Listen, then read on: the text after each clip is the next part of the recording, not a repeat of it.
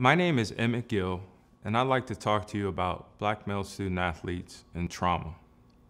The student athlete goes into the stand after a fan, or a student athlete is arrested for assault on another student, or a student athlete punches out their coach.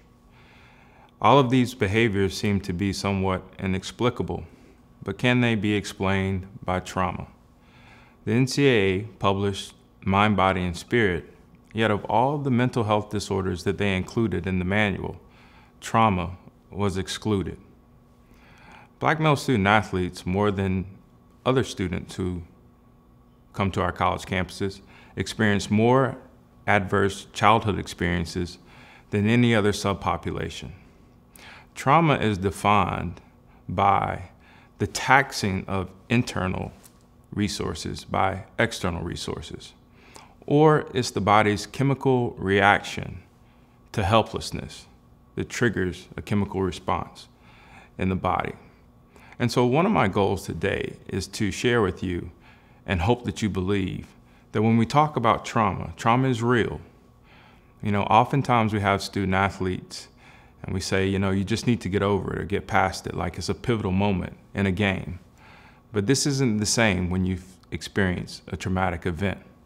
For example, some traumatic events that our student athletes experience, in particular black males, include time in the foster care system, loss of a loved one, witnessing a murder, gang violence, sexual assault, time incarcerated, adverse experiences with respect to their school environment, substance abuse in family, mental health disorders with loved ones. All of these are adverse childhood experiences and adverse adolescent experiences that can cause acute stress disorders, persistent stress disorders, as well as post-traumatic stress disorders. But when we talk about black male student athletes, it's not just those traditional traumatic experiences that can lead to traumatic stress disorders. When we talk about black male student athletes, there's also this notion of street code, these set of rules that govern interpersonal behavior between black males and those that they interact with. And oftentimes these street codes are characterized by aggressiveness, hypersexuality, masculinity, and being distant. In other words, it's a way for our black males to protect themselves against experiencing further traumatic experiences.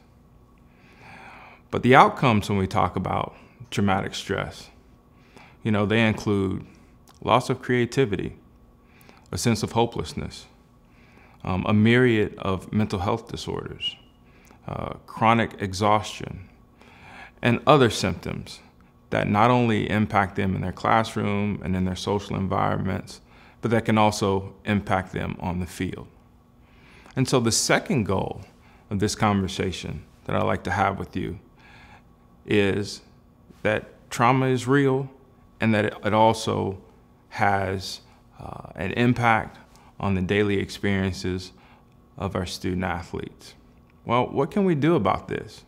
Well, before I talk about what we can do about it, I'd like to talk about how it plays out in an athletic environment.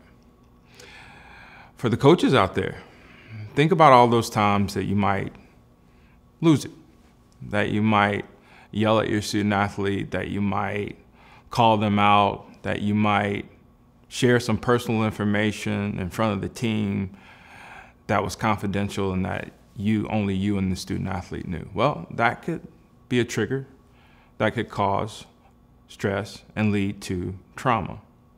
Or think about the interactions that some of our student athletes have with faculty members. As much as we all love sports, not everybody enjoys sports. And not everyone sees sports and its role in the university the same way that we do. So sometimes our student athletes experience challenges with faculty members that can cause stress and in turn cause trauma. Or what about the microaggressions? Think about our student athletes who interact with fans on social media or hear comments by fans at games, or even their own peers in classrooms who might boo them in the classroom after a big loss. That can cause stress, and it can also lead to acute, persistent, or post-traumatic stress disorder. And the last one is injury. Many athletes experience injury. Injury can lead to stress, and it can also then lead to trauma, especially those injuries that might lead to a season-ending injury, or an injury that was on television and that might have been something extraordinary. And so we have injuries. And so not only do we have our student athletes who have to deal with stressful events and triggers that happen before they get here and outside of sports, but they also operate in an environment as a college athlete where they can also experience stressful and traumatic events just in the athletic environment. And that's something that we need to be aware of. But what can we do?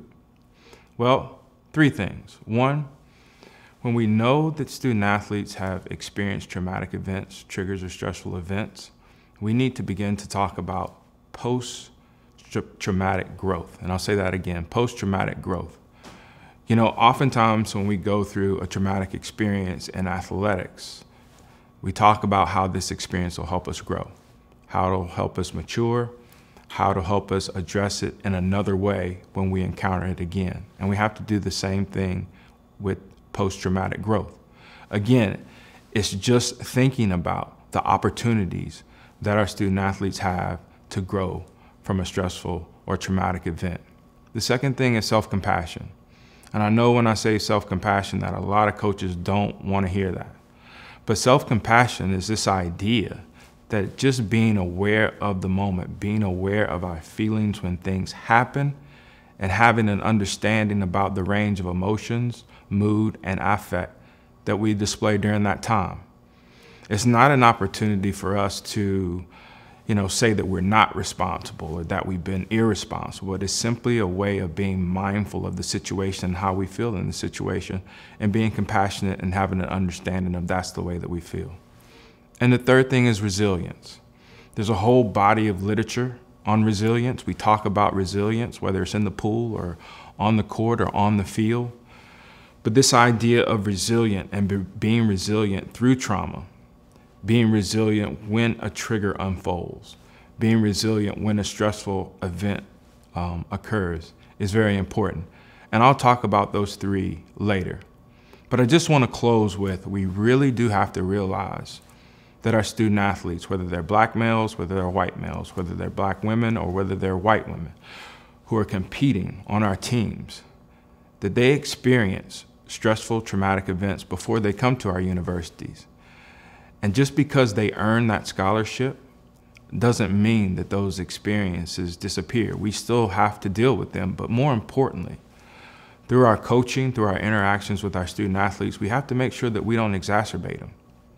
When we talk about things like trauma-informed therapy and trauma-informed care, one of the most important pieces of that is that we recognize trauma, that we understand trauma, and that we respond to trauma.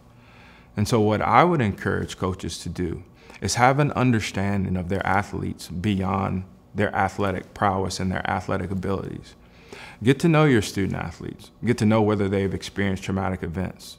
Understand what their traumas are. Have an idea of what the deficiencies are in their life. That way, at the very least, what you can do is make sure that you don't re-traumatize your student athletes through some of the coaching methods that you might just think are traditional and a part of the game, which we can't blame you for. But again, trauma-informed care involves recognizing, understanding, and responding trauma. My name is Emmett Gill. I appreciate this time with you. And we'll be talking a little bit more about trauma-informed care and post-traumatic stress disorders with student athletes in the future. Thank you so much.